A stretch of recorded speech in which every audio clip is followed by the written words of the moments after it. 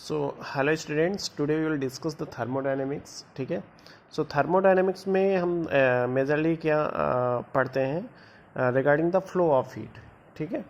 इसमें आप अगर देखोगे तो दो चीज़ें कॉमन है, आपका सिस्टम और सराउंडिंग. ठीक है. सिस्टम क्या होता है जिस पे हम कोई भी काम करते हैं. ठीक है. मतलब सराउंडिंग अपना काम सिस्टम पे कर सकता है और सिस्टम किस पे कर सकता है, सराउंडिंग में. ठीक है. तो वो तो हम बाद में डिस्कस करेंगे. सबसे पहले आपको पता होना चाहिए कि थर्मोडायनेमिक्स के अंदर आप क्या क्या पढ़ोगे. So we will discuss regarding the information about the flow of heat. ठीक है. तो मैंने सीधे लिख दिया, a branch of chemistry which gives the information about the flow of heat. ठीक है.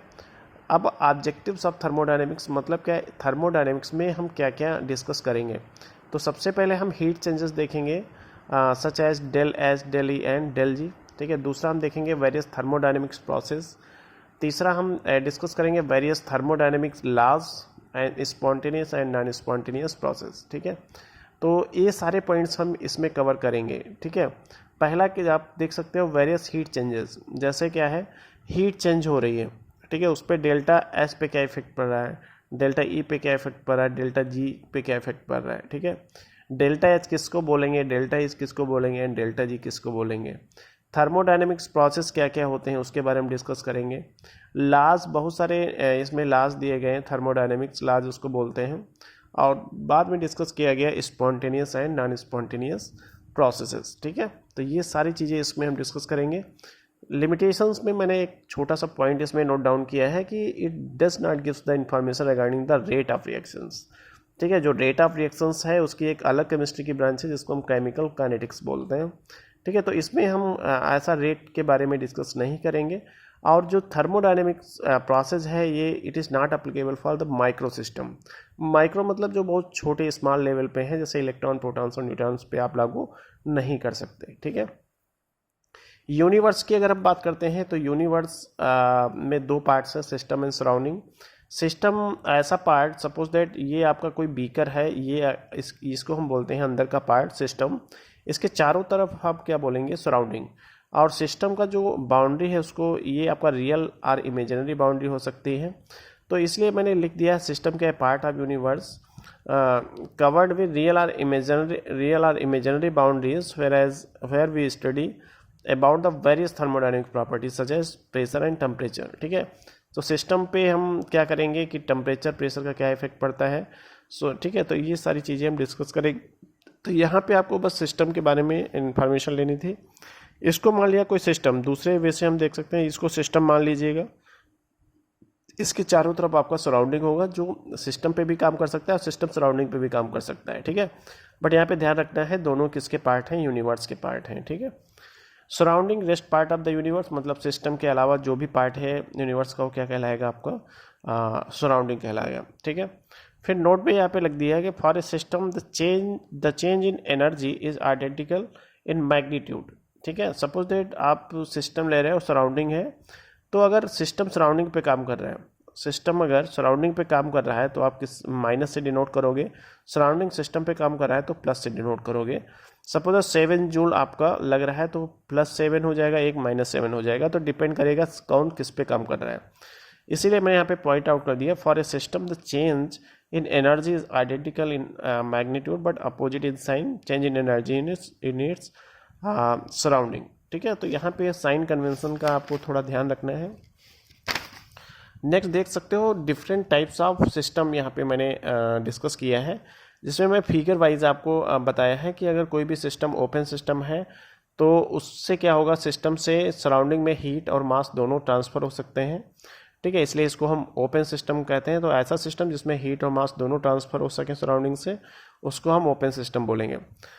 द सेकेंड वन इज, इसको हम बोलते हैं क्लोज सिस्टम. क्लोज सिस्टम मतलब क्या है, एक आपका कप है, उसके ऊपर अगर प्लेट आप रख रहे हो तो हीट तो ट्रांसफ़र हो जाएगा सराउंडिंग से, but there is no transfer of mass का ट्रांसफ़र नहीं होगा. ठीक है.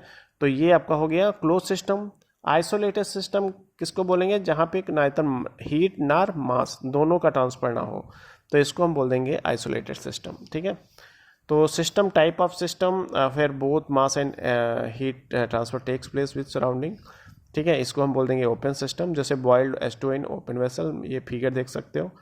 Close vision this type of system where only heat transfer takes place with the surrounding but there is no mass transfer, ठीक है, इसको क्या बोलेंगे, क्लोज सिस्टम बोलेंगे। एग्जांपल्स बॉइल्ड वाटर इन ए क्लोज सिस्टम, ठीक है।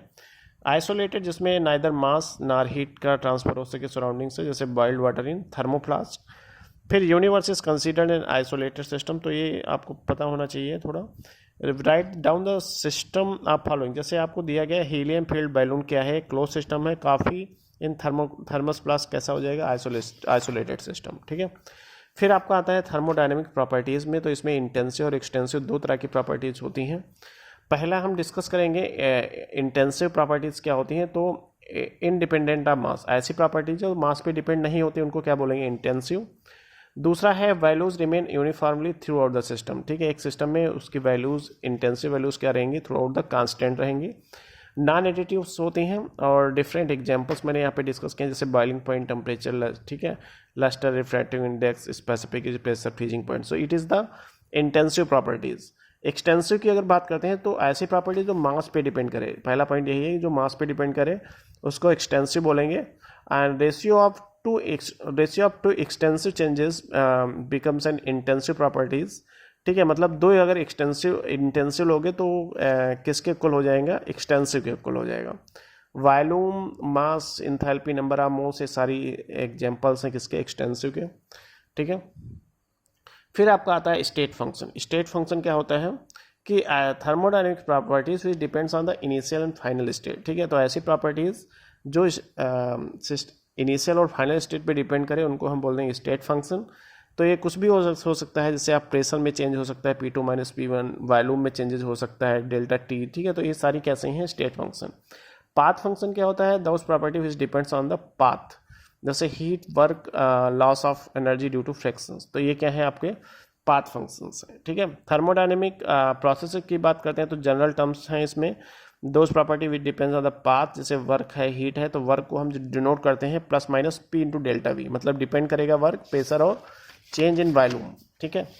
तो अगर हम बात करते हैं साइन कन्वेंशन की, तो जब भी सराउंडिंग सिस्टम पे काम करता है तो हमेशा W का जो साइन होता है वो प्लस में लिया जाता है, ये हमेशा ध्यान रखना। और इस तरह के इसमें होगा क्या, कंप्रेशन होगा, क्योंकि सराउंडिंग सिस्टम पे काम कर रहा है तो कॉन्ट्रैक्ट हो जाएगा सिस्टम।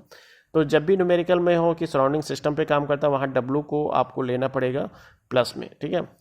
एक्सपेंशन मतलब क्या है, नेगेटिव, इसमें होगा work done by the system, अगर सिस्टम सराउंडिंग पे काम करेगा तो कैसा W हो जाएगा माइनस, तो ये ध्यान रखना है। यूनिट बहुत सारी यूनिट है, जैसे एटमॉस्फेयर लीटर है equal to 24.23 calorie, and it is equal to 101 × 10 joule.